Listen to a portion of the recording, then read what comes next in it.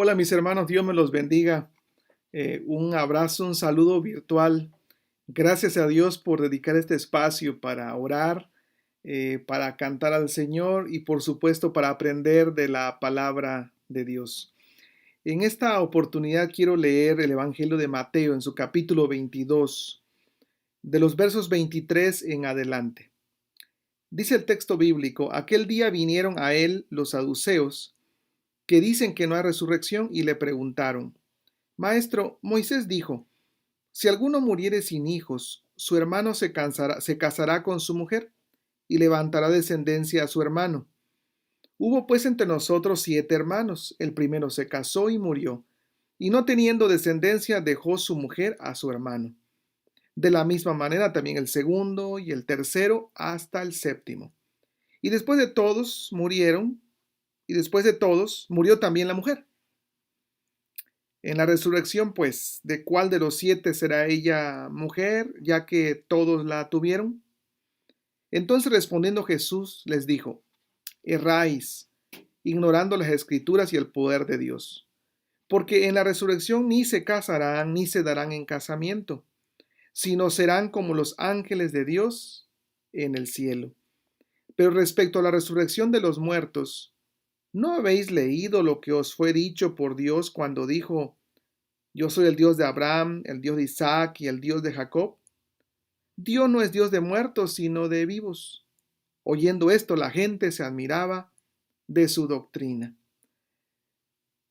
Hay una frase que por muchos años me ha acompañado y me encanta para poder explicar ese texto bíblico. Y la frase es esta: el mal de nuestro tiempo no es la incredulidad. El mal de nuestro tiempo no es la maldad. El mal de nuestro tiempo es la superficialidad. Hace muchos años Richard Foster escribió un libro titulado Alabanza a la disciplina. Y él dijo esto: el mal de nuestro tiempo es la frivolidad, la falta de solidez, la poca profundidad. Y créalo o no, esta falta de solidez, esta superficialidad se nota aún entre aquella gente que dice que lee la Biblia o que se autonombra cristiano. En los tiempos de Jesús no era diferente. En la época de Jesús había un grupo bastante superficial, muy conocido. A ese grupo se le llamaba los saduceos. Ellos creían que en la tumba, cuando alguien muere, se encuentra su punto final. En la tumba está el punto final. Ellos no creían que después de morir hubiera algo más. Así que enseñaban que las personas pues podían vivir como ellos quisieran. Así que sobre todo ellos enfatizaban en acumular dinero, posesiones, y no creían que en el futuro Dios tiene un juicio y menos que existe una eternidad. En la tumba, en la muerte de una física de una persona, ahí acaba todo. Eso creían los saduceos. Estos preguntan a Jesús: oye Jesús, si acaso hay resurrección, ¿habrá casamiento? ¿Habrá bodas ahí en el cielo? Y si alguien en esta tierra no se casó, ¿allá se casará con alguien? Y Jesús responde: dejen de preguntarse sobre bodas y mujeres, eso no es lo importante. Dios es Dios de vivos y no de muertos. La otra vida que sí existe es de verdad, dice Jesús, pero esa otra vida no es como la de la tierra. Es una vida de calidad diferente, mucho mejor que la de la tierra. Es mejor que casarse, es mucho mejor que tener novio o algo material. La otra vida es mejor que todo. La vida eterna es otra cosa. Ya que los saduceos no pudieron confundir a Jesús con su pregunta, entonces en el relato bíblico de Mateo, los fariseos se reúnen como equipo, hacen su team back y lanzan entonces ahora ellos una pregunta bastante tonta, quizá más tonta que la de los saduceos. Y los fariseos preguntan. Entonces los fariseos, oyendo que había hecho callar a los saduceos, se juntaron. Y uno de ellos, intérprete de la ley, preguntó por tentarle, diciendo: Maestro, ¿cuál es el gran mandamiento en la ley? ¿Cuál es? Y Jesús le dijo: amarás al Señor tu Dios con todo tu corazón y con toda tu alma y con toda tu mente. Este es el primero y grande mandamiento. Y el segundo es semejante: amarás a tu prójimo como a ti mismo. De estos dos mandamientos depende toda la ley y los profetas. Déjeme explicarle para comprender esto mejor que en los tiempos de Jesús había un grupo muy superficial. Esos eran los saduceos, siempre pensando en esta vida. La eternidad no existe, la resurrección no existe. Pero había otro grupo que era muy parecido a ellos. A estos se les llamaba los fariseos. Estos tenían fama de ser muy religiosos. Ellos no eran superficiales. Bueno, eso decían. Pero en realidad, la gente sabía que estos religiosos eran blancos por fuera, pero por dentro eran negros, eran muertos. Eran superficiales porque lo que ellos hacían era vivir una vida religiosa. Eran gente que pensaba que para estar bien con Dios hay que tener apariencias, máscaras. Había que fijarse en los detalles del prójimo, buscar la aprobación de los demás y sobre todo, como religiosos, enseñaban el camino correcto aunque ellos vivieran todo lo contrario. Al final de todo no había diferencia entre los fariseos y los saduceos. Los saduceos eran superficiales y lo demostraban. Y en cambio los fariseos eran muy superficiales, pero enmarcaban su vida con una apariencia de religión que al final de todo demostraba que su vida interior era una vida hueca, igual de superficial. Entonces Jesús a los fariseos les va a dar algunas enseñanzas bastante radicales, enseñanzas que no son religiosas, enseñanzas que no son superficiales, sino que son enseñanzas que tienen que ver con la vida, déjeme decirle, porque déjeme insistir en esto. Cuando se trata de seguir a Dios, cuando se trata de buscar de Dios, no es una religión, no son reglas, tiene que ver con la vida. Seguir al Señor es algo práctico. Y en ese sentido, el Señor Jesús les va a dar dos enseñanzas que deberían de importarnos a todos nosotros para no ser superficiales, pero tampoco para ser religiosos. Y Jesús va a decir esto. ¿Cuál es el gran mandamiento? ¿Sabes cuál es? ¿Sabes cuál es la voluntad de Dios para ti? Y Jesús le dice, mira, el gran mandamiento y la voluntad de Dios para ti es que dediques tu vida a aquel que sí vale la pena. Sí, dedica tu vida a aquel que sí vale la pena. ¿Quién vale la pena? Por supuesto, Dios. Y entonces Jesús le dice, mira, te voy a explicar qué significa dedicar tu vida, qué significa de verdad obedecer a Dios. ¿Sabes qué significa? Ama a Dios con todo tu corazón, con toda tu alma y con toda tu mente. Corazón en la Biblia describe el lugar donde se toman las decisiones, donde está nuestra voluntad, el sentido de propósito, el significado de la vida, las decisiones que tomamos, qué voy a estudiar, con quién me voy a casar, qué trabajo quiero tener, dónde quiero vivir. Cada decisión que tomo en la vida para la gloria de Dios. Cada decisión que tomo en la vida expresa cuánto amo a Dios. Ama a Dios en tus decisiones. Y dice Jesús, ama a Dios también con tu alma. Alma, donde está la vida, las emociones, los sentimientos, tus pasiones. Cada una de esos elementos que están dentro de tu ser, ama a Dios. Lo que te gusta, tus anhelos, tus metas, tus deseos, todo lo que sientas para la gloria de Dios. Todas tus emociones para la gloria de Dios. Todas tus pasiones que sean dirigidas para amar a Dios. Jesús agrega, ama a Dios con toda tu mente. Pensamientos. Sabemos que la mente es la entrada principal a través del cual la maldad trabaja en nuestra vida. Es el laboratorio y campo de batalla, nuestra mente. Porque el diablo sabe que si domina nuestra mente, pues nuestros actos en consecuencia van a seguir ese camino de maldad. Es la mente, es el primer espacio de la vida donde nos desanimamos, pero también donde maquinamos algo que es incorrecto. Por supuesto, la otra cara de la moneda es que es a través de la mente, en primer lugar, donde nuestro corazón decide amar a Dios. Si nos convencemos de ello, lo vamos a experimentar y lo vamos a hacer. La mente, mis pensamientos, cada asunto que esté en mi mente, cada cosa que yo esté pensando, que sea para amar a Dios. Mis pensamientos para el Señor. Mis sentimientos para el Señor. Y claro, la vida toda para el Señor.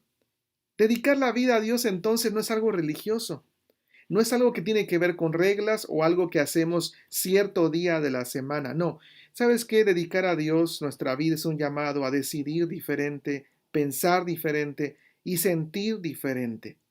Si tú haces eso, vas a huir de la superficialidad y también vas a escapar de la religiosidad, el buscar cumplir simplemente reglas o hacer algo de Dios cierto día de la semana o en una ocasión especial. No.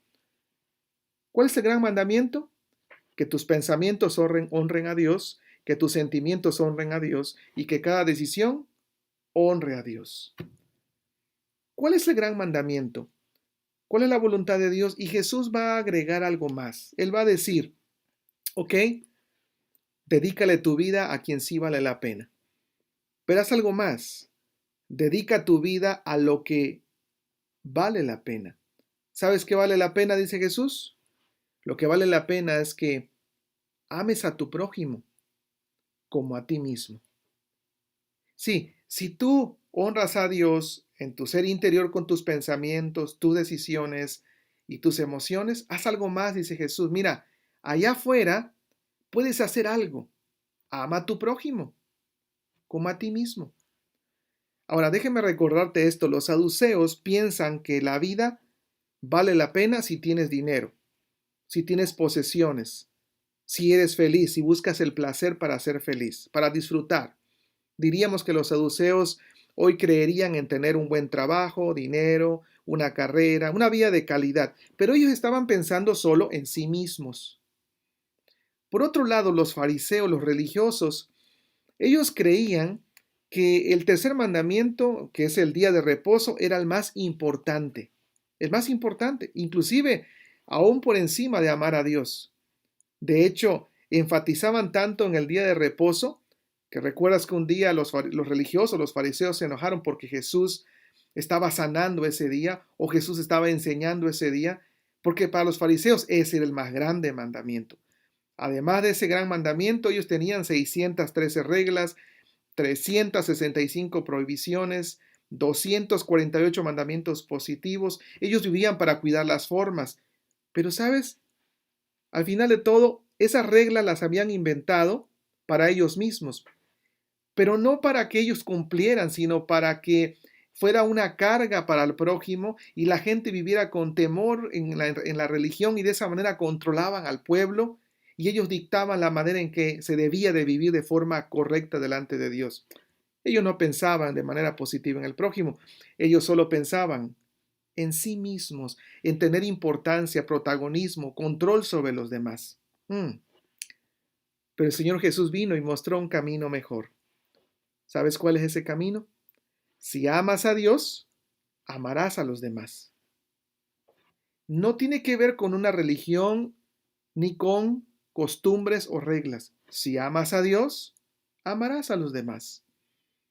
Hace muchos años Agustín de Hipona dijo, ama a Dios y después haz lo que quieras. Y déjame decirte que esto es muy profundo y es verdad. Pero sabes que si amas a Dios no vas a hacer lo que tú quieras. Vas a hacer lo que Dios quiera. Vas a hacer lo que Dios te manda. Vas a hacer lo que Dios piense. Vas a hacer lo que el corazón de Dios mande. ¿Qué dice el corazón de Dios? Ámame a mí. Sí, ámame. En tus decisiones, en tus pensamientos, en tus emociones. Ámame. Y también ama a tu prójimo como a ti mismo. Lo que básicamente significa lo que tú desees para ti, deséalo para los demás. ¿Deseas prosperidad para ti? Deséalo para los demás. Búscalo. ¿Buscas lo bueno para ti? Busca lo bueno para los demás. Lo mismo, en la misma intensidad que te valores a ti mismo, valora a los demás. ¿Tiene que ver con religión? No. ¿Tiene que ver con reglas? Jamás. Es algo práctico. Ama a Dios y después ama al prójimo como te amas a ti mismo. Ahora, ¿sabe usted que esto que Jesús enseñó, esto que Jesús dijo hace tantos años, especialmente en el mundo que hoy nos toca vivir, es una gran oportunidad de parte de Dios? Sí. En el mundo que vivimos hoy, especialmente por la pandemia del coronavirus, amar a nuestro prójimo es una oportunidad que Dios nos está dando. Si usted observa a su alrededor, hay un montón de gente que Dios nos ha puesto para amarlos. Más ahora, más que nunca. ¿Te has dado cuenta que hay mucha gente sufriendo porque ha perdido un ser amado? ¿Te has dado cuenta que hay gente que sufre porque ha perdido su trabajo? ¿Gente que sufre porque está solo? ¿Gente que está sufriendo porque se siente abandonado? Bueno, es que mira, más que nunca Dios nos está poniendo oportunidades a nuestro alrededor para hacer una llamada telefónica, mandar un mensaje de texto, decirle a alguien te amo, estoy orando por ti, o simplemente para escuchar a la otra persona. Expresiones bien prácticas, no tienen nada que ver con religión, no tienen nada que ver con reglas, tiene que ver con la vida. Amar a tu prójimo como a ti mismo. Así como a ti te gusta que te hagan una llamada, te manden un mensaje, o alguien te escuche en tu momento de mayor necesidad y ore por ti, exactamente. Haz lo mismo por la gente que te rodea. Hay un refrán muy mexicano, latinoamericano, que dice hoy por ti, mañana por mí. No está en la Biblia, pero Jesús lo que dijo es eso, ama a tu prójimo como a ti mismo. ¿Sabes por qué es importante esto? Porque vivimos en un mundo individualizado, donde la gente no es importante. Gente que usa gente y se aprovecha de la gente. Gente que ve las relaciones como el Kleenex, simplemente cuando una relación no funciona, se desechan. Gente que dice que tiene una relación a través de la tecnología, pero que en realidad no hay relaciones profundas porque cuando más se necesita, en la soledad, en la dificultad, en el momento difícil de la vida, los amigos no están. Es allí donde no necesitamos religión. Lo que necesitamos es tener una relación primero con Dios y con los demás. Hoy es una oportunidad que Dios nos está dando para orar por otros, hablar con otros, ayudar a otros, consolar a otros y mostrarles que amamos a Dios y también amamos a los demás. Déjeme darle un ejemplo de vivir sin superficialidad, de vivir no pensando en la religión, sino en amar a Dios y en amar a los demás.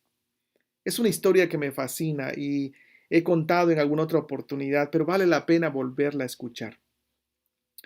Es la historia de ese joven llamado William Borden, un millonario. Desde que nació, él era de familia rica.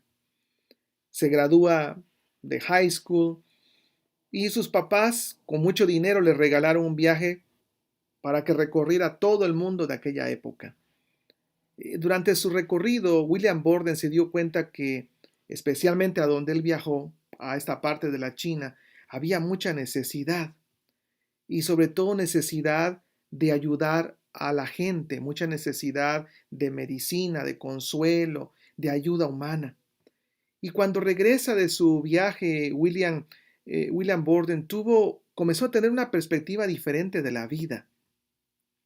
Y entonces él lo primero que hizo fue ir a casa y contarle a sus padres que él sentía que Dios lo estaba llamando a ser misionero.